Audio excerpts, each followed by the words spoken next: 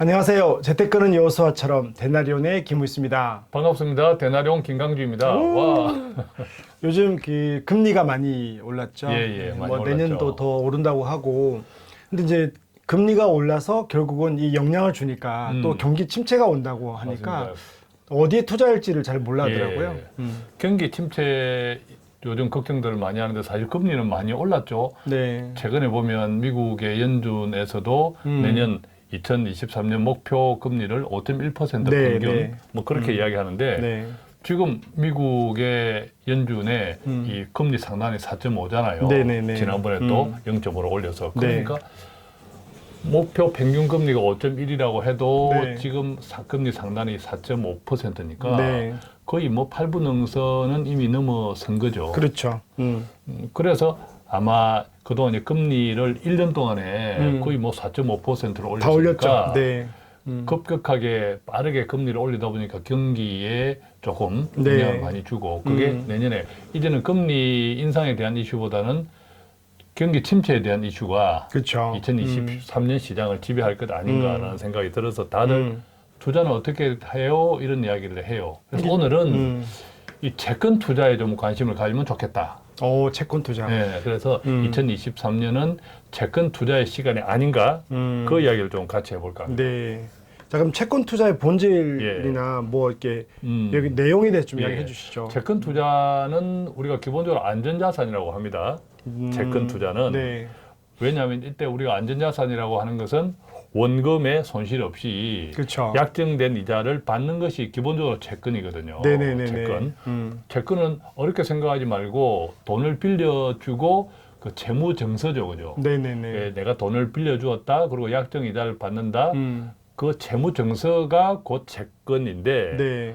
따라서 돈을 빌려간 사람이 부도만 내지 않으면 그러네요. 원금과 이자를 받는 안전자산이죠. 그래서 당연히 주식 투자 위험 자산이라고 하죠. 주식 네. 투자에 비해서는 기대 수익은 낮지만 안정성은 높다. 그래서 안전자산이라고 한다. 특히 이 경기 침체가 우려되는 시점에서는 안전자산에 대한 채권 투자가 많아져요. 왜냐하면 안전자산이니까. 그렇죠. 안전자산이니까.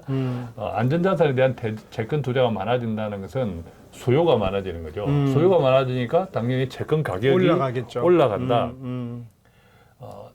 채권 가격이 왜 올라가나요? 이자 받는 건데요. 이자가 오르나요? 이렇게 오해하시는 분들이 있는데 그게 아니라 주식처럼 채권도 만기 이전에 내가 사고 돈이 팔 수 필요해서 있으니까. 돈이 네. 필요해서 현금화 시킬 때 네. 그게 거래가 되거든요. 네. 채권 시장에서는 거래가 되기 때문에 주식처럼 그때 채권 수요가 많으면 아무래도 프리미엄이 붙는 거죠. 가격이 올라가겠네요. 그렇죠. 프리미엄이 붙는다고 생각하면 돼요. 프리미엄이 붙느냐, 프리미엄이 빠지느냐, 즉 원금 대비.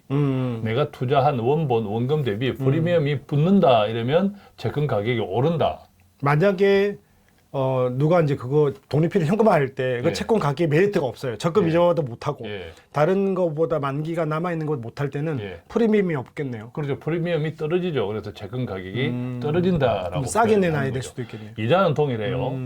이자는 동일한데 원금을 회수할 때 중간에 그렇죠. 만기 이전에 그래서 내 채권을 누가 좀 사주면 좋겠어 할 때 네. 그 채권의 그 당시의 인기에 따라서 프리미엄이 원금에 대한 프리미엄이 붙기도 하고 빠지기도 하죠. 그래서 그렇군요. 이것을 그런데 경기 침체 때는 채권에 대한 안전자산이니까 네. 수요가 높고 그래서 일반적으로 우리가 중립형 투자라고 할 때 네.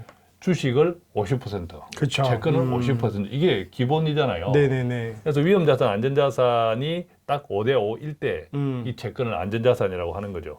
주식형 자산에 비해서 그렇다는 그렇죠. 거죠. 주식형 자산에 비해서. 이게 채권 투자, 채권의 본질은 안전자산이다라는 거죠. 그러면 이제 내년에 뭐 유추해 볼 때 금리가 오르니까 우리가 부동산 쪽으로 들어가기도 그렇고 예. 또 주식도 이 금리 때문에 내년 실질적으로 기업의 이익이 줄어들거나 어려움이 예. 있으니까 주식도 변동이 많으니까 예. 내년에는 2023년도는 채권 투자가 그래도 안전하고 수익을 낼 수 있다고 보시는 거죠. 일반적으로 이제 그렇죠. 그렇게 생각하는데 일반적으로 그럼 채권 투자를 어떻게 해야 돼? 네. 라고 이제 생각하시는 분들이 있잖아요.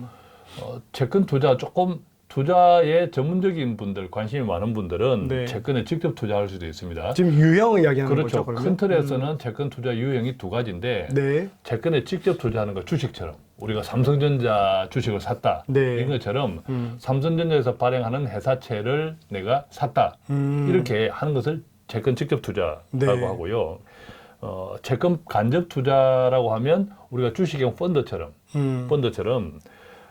채권형 펀드도 있어요. 주식형 펀드처럼 네. 채권형 펀드도 있어서 이 채권형 펀드는 수많은 국공채나 회사채에 분산 투자하는 것.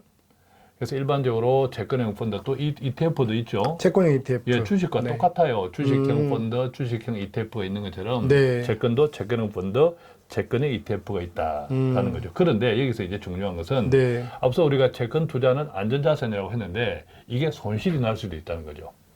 오. 그렇죠? 안전자산 그러면 사실은 사람들이 원금 보장되겠다 생각을 많이 그렇죠. 하거든요. 예. 그래서 채권 투자도 손실이 날 수 있다. 올해 특히 이게 올해 2022년도에 채권 투자 손실이 컸어요. 주식만큼 맞습니다. 컸어요. 네. 왜 그러냐면 아까 채권이 인기가 있냐 없냐 할 때는 채권도 이자가 발행 이자가 있는 채권이잖아요. 그렇죠. 약정 이자. 네. 근데 이자라는 것이 금리가 오르면 계속 올라요. 네네네. 나중에 발행된 채권은 그 전에 금리 상승기에 나중에 발행된 채권은 그 전에 발행된 채권보다 금리가 높으니까 앞에 발행된 채권을 들고 있는 사람이 갑자기 돈이 필요해서 내 채권 좀 사줘 이러면 프리미엄이 높겠어요, 낮겠어요? 낮겠죠. 낮죠. 예를 들어서 그 전에 먼저 발행된 게 3%고 뒤에 발행된 게 만약에 5%다. 예. 그럼 3%짜리를 팔려면 시장에다가 그렇죠. 다들 5%짜리를 사면 맞아요. 되는데 그러니까 이게 그게 가격이 떨어지는 요인이 그렇죠. 되고. 그래서 올해 금리가 급격하게 빨리 올랐고 네. 반대로 채권 가격은 급격하게 빨리 그렇죠. 내린 거예요. 아. 많이 떨어진 거예요. 네. 그래서 금리 상승기에는 네.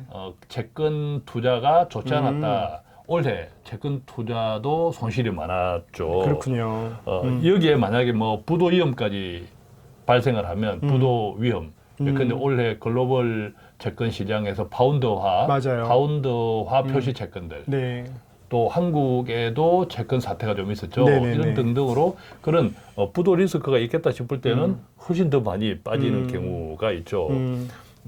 그래서 이 채권 투자도 손실이 날 수 있는데 따라서 직접 투자하는 경우에 특히 직접 투자하는 경우에는 안정성을 잘 비교해 봐야 돼요. 안정성. 결국 발행회사 리스크가 그렇습니다. 있다는 거죠. 발행회사 리스크. 네. 일반적으로 크게 보면 채권도 국공채, 네. 국가나 정부나 공공단체에서 공공단체. 발행하는 국공채가 있고 또 일반 기업들이 발행하는 회사채가 있단 말이에요. 네. 어느 쪽이 기본적으로 안정성이 높겠나요? 국공채. 그렇죠. 당연히 정부와 정부 기관들이 네. 발행하는 국공채가 훨씬 안전도가 높죠. 회사채에 비해서. 그래서 기본 약정 금리는 당연히 위험이 높은 회사채가 국공채보다 높아요. 위험이 높으니까 그러겠네요. 세상에 네, 공채가 네. 없으니까. 맞습니다. 따라서 우리는 안정성을 따질 때 채권 직접 투자할 때 특히 회사채를 조금 조심해야 된다는 거죠. 회사채를 조심해야 되는데 회사채도 우리가 주식도 위험한 주식이 있고 소위 우량 주식이 그렇죠. 있듯이 네네네. 채권도 마찬가지라는 거죠. 그래서 채권 시장에도 등급이 있어요. 채권마다 오. 총 18등급. AAA 등급에서부터 제일 마지막에 D 등급까지 네. 총 18개 등급이 있는데 일반적으로 투자 적격, 투자 비적격으로 크게 구분할 때 투자 적격 회사채라고 할 때는 B 3개, 트리플 B라고 B 3개 BBB. 이상이면 투자 적격. 네. 그다음에 BB 이하부터는 네. 투자 비적격. 아하. 만약에 투자 적격이든 비적격이든 만약에 다 원금 회수가 된다고 하면 어느 쪽이 이자가 더 높겠나요? BB가 낫죠. 그렇죠. 아무래도 투자 비적격이 원금 회수가 된다고 네. 한다면 가정한다면 더 이자율은 높죠. 네. 그만큼 위험을 감수했으니까 그렇게 이해하시면 되는데 뭐 주식도 마찬가지지만 채권도 특히 안정성이 높으면 이자는 적고 안정성이 낮으면 이자는 많다. 네. 따라서 직접 투자 시에는 가능하면 국공채나 우량 회사가 기본적으로 안전하거든요. 네.